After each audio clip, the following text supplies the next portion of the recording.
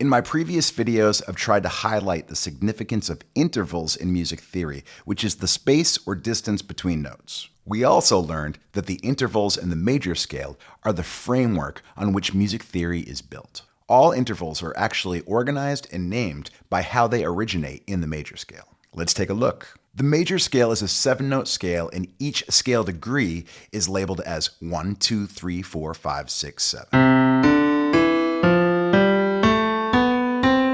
Each scale degree represents its own interval relating back to the note 1. A major second is the distance between the note 1 and 2, which is a whole step. And it's called a major second because it's the distance from 1 to 2 in the major scale. A major third is the distance between the notes 1 and 3, or 2 whole steps. And again, it's called a major third because it's the distance from 1 to 3 in the major scale. So this is what I mean when I say the major scale is the template for all music theory.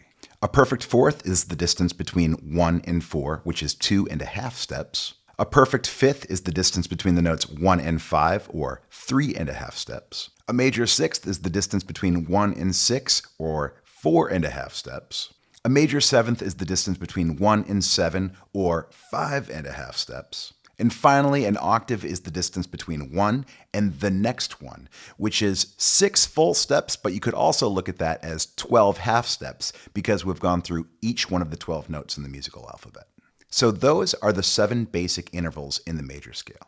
But even the intervals I haven't mentioned yet are named as modified versions of these 7. These are the template of music theory. In the next video, I'm going to round out the rest of the intervals and explain how to modify these intervals to become minor, diminished, or augmented.